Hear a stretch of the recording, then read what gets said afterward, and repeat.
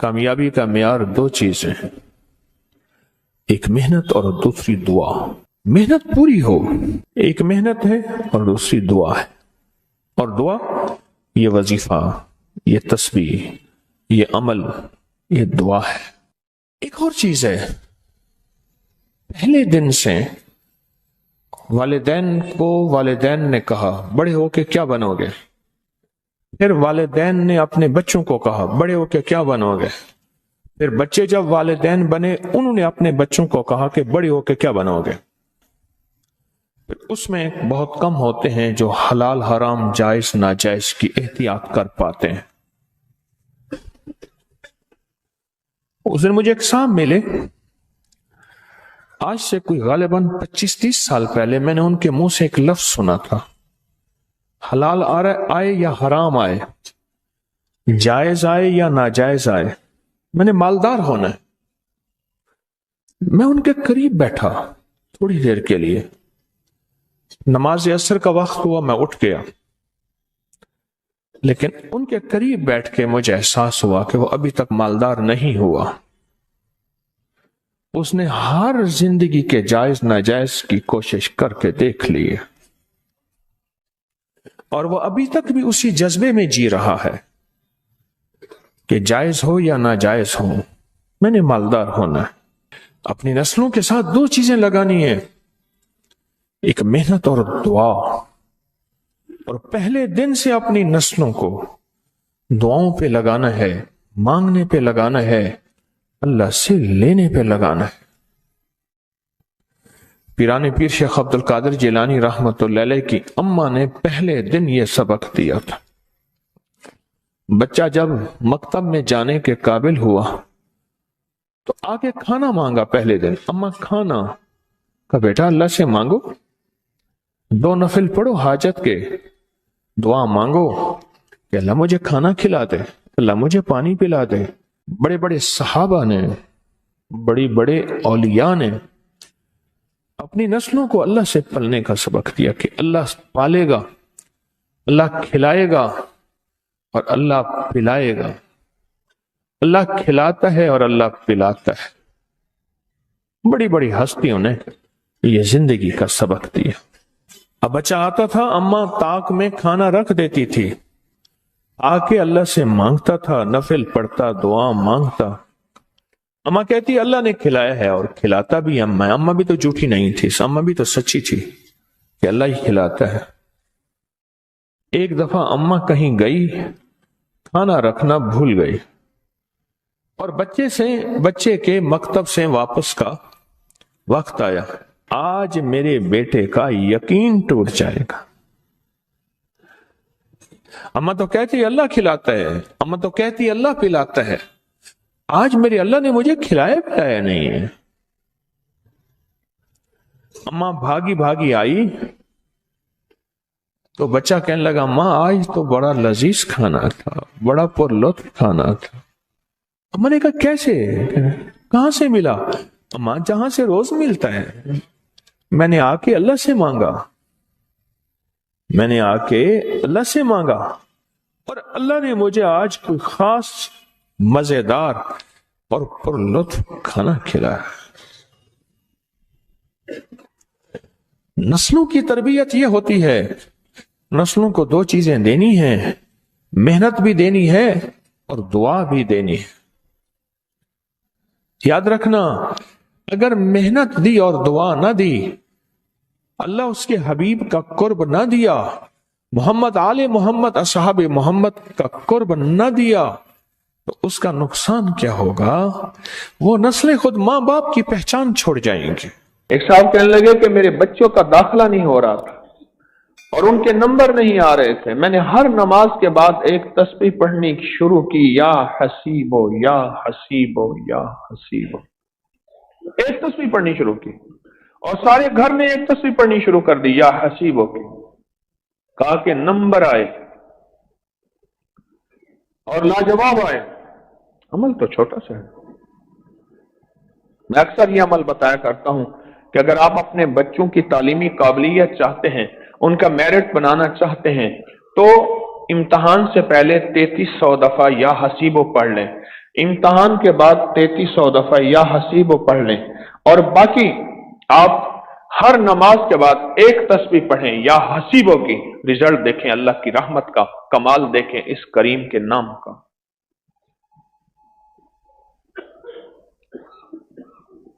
और अगर मजीद कामयाबियां चाहते हैं तो फिर एक अमल देता हूं, वो उंगली पे लिखें, पुराना दिया हुआ है, उसके बहुत नताइज मिले।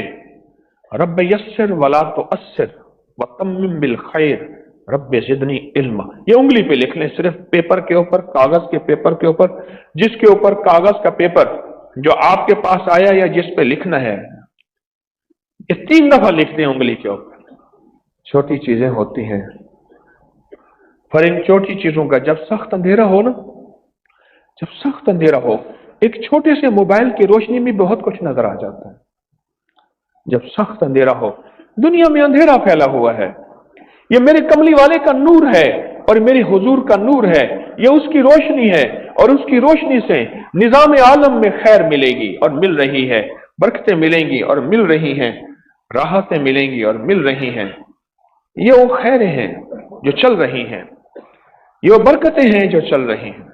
जिंदगी में जब भी कहीं मुश्किलें आई हैं, जब भी कहीं परेशानी आई हैं, जब भी कहीं उलझने उम्मत को आई हैं, जब भी कहीं औलाद नहीं है, रिस्क नहीं है, सेहत नहीं है, इज्जत नहीं है, सुकून नहीं है, चैन नहीं है, राहत नहीं है, जादुओं ने घेर लिया, बंदिशों ने तबाह कर दिया, हासिदीन ने बर्बाद कर दिया, मुश्किलों ने सर चढ़ के हमें झुका दिया, हालात ने हमारी जिंदगी को तंग कर दिया। कोई परेशानी की जरूरत नहीं। मुझे कहने लगे कि हमारे इलाके में एक साहब हैं, बाबा जी हैं, कोई भी मुश्किल हो वो बैठ के सूरत कुल हुवल्लाह पढ़ाते हैं। उनके पास 7 खाने ले जाने पड़ते हैं, 7 खाने ले जाने पड़ते हैं।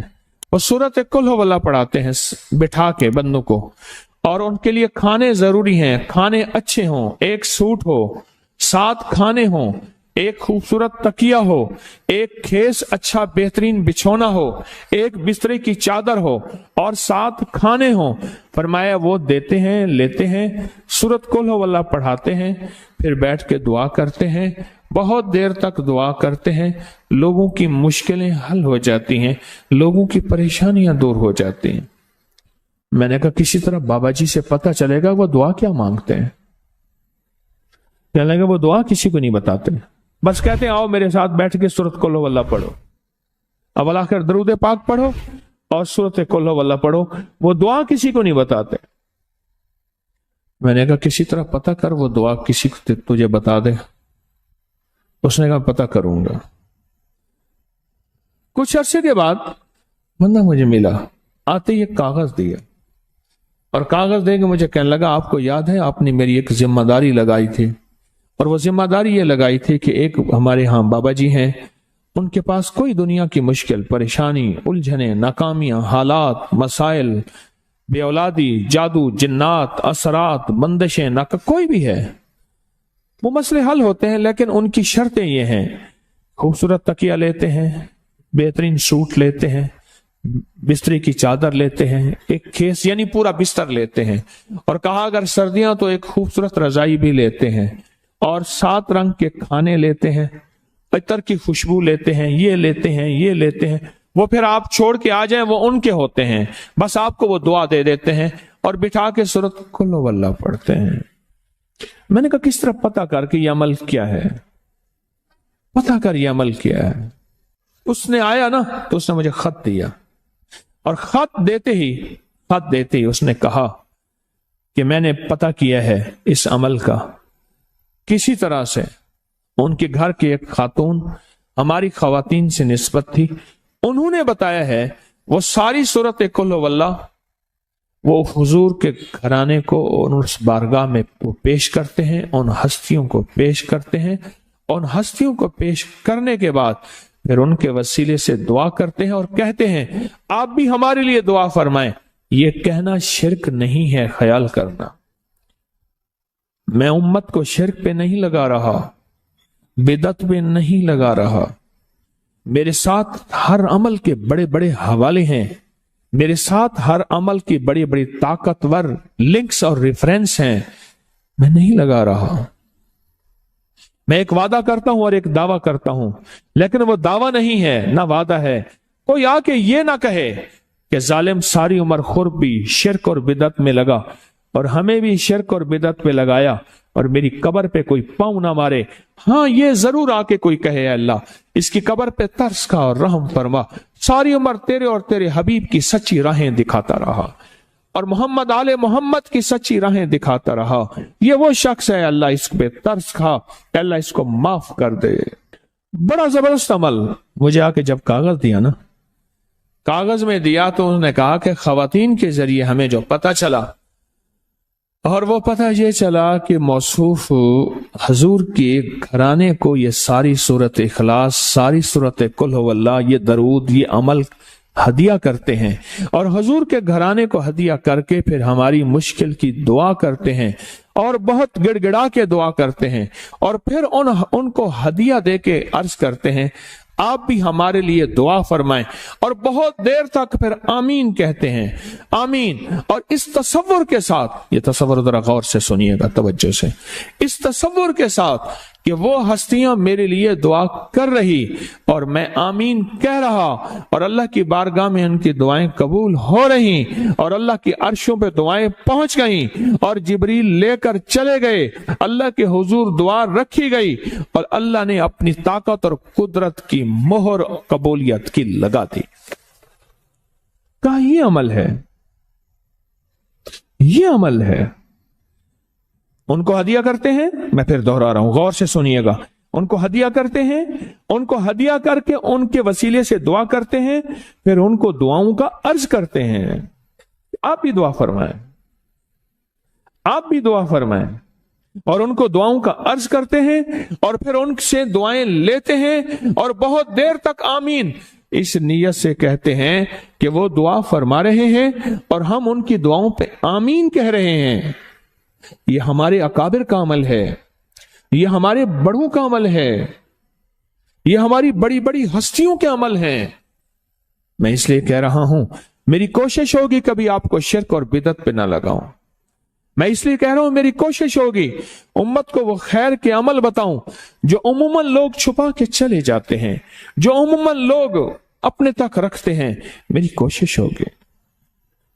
میں نے آج تک حضور کے گھرانے کو ہدیہ پیش کیا ہو، میں نے آج تک حضور کے گھرانے کو تحفہ پیش کیا ہو، میں نے آج تک حضور کے گھرانے کو نذرانہ پیش کیا ہو، اور حضور کے گھرانے کی طرف سے مجھے خالی ہاتھ لوٹایا گیا ہو، ممکن ہی نہیں، ممکن ہی نہیں کہ خالی ہاتھ لوٹایا گیا۔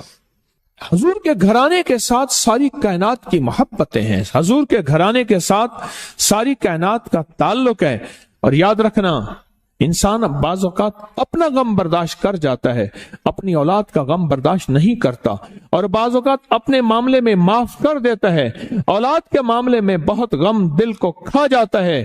میرے حضور کے گھرانے کو جو ہدیہ دے گا، میرے حضور کے گھرانے کو جو تحفے دے گا، میرے حضور کے گھرانے کو جو اعمال دے گا، حضور کے گھرانے کو یہ ہدیے، یہ اعمال، یہ تحفے زندگی بھر اس کو سرنگو نہیں ہونے دیں گے، زندگی بھر اس کو ناکام نہیں ہونے دیں گے، اور زندگی بھر اس کو کامیاب۔ دو تسبیح صبح، دو تسبیح شام سورت اخلاص کی، دو تسبیح صبح، دو تسبیح شام سورت اخلاص کی آپ پڑھیں، آپ پڑھیں، اور پڑھ کے ان ہستیوں کو ہدیہ کریں، ہستیوں کو ہدیہ کریں، حضور کے گھرانے کو ہدیہ کریں، اور حضور کے گھرانے میں حضور کی بیویاں، حضور کی بیٹیاں، حضور کے بیٹے، حضور کے داماد، حضور کے نواسے اور نواسیاں، یہ حسن اور حسین جس کو حسنین کریمین کہتے ہیں، یہ حضور کے نواسے ہیں، یہ حضور کا گھرانہ ہے، ان کو ہدیہ کریں، اپنے مسائل کو حل ہوتا دیکھیں، اپنی مشکلات کو حل ہوتا دیکھیں، اپنی ناکامیوں کو ختم ہوتا دیکھیں۔ سال ہر سال سے یہ عمل بتا رہا ہوں، سال ہر سال سے یہ عمل بتا رہا ہوں، میں نے تو جس کو دی ہے زندگی میں اس کو کامیابی ملی ہے۔ میں نے جو جس کو دیا ہے وہ زندگی میں ناکام نہیں ہوا، زندگی میں ناکام نہیں ہوا۔ اس ویڈیو کو لائک اور شیئر کریں، اب کریے یوٹیوب چینل کو سبسکرائب کریں اور روزانہ زیادہ سے زیادہ سبسکرائب کروائیں۔ آپ دوسروں کے لیے صدقہ جاریہ بنیں گے، اللہ پہلے آپ کے دکھ ڈالے۔